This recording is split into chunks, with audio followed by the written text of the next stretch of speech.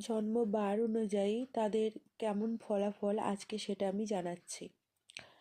যাদের রবিবার জন্ম তারা হয় ধার্মিক, পুত্রবান, সহিষ্ণু ও মানিক।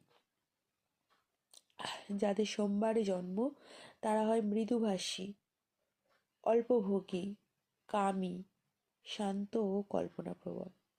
যাদের মঙ্গলবারে জন্ম তারা ক্রোধী হয়, সাহসী হয়, শ্যামবর্ণাভ হয়, কৃষিকাজে নিপুণ হয়।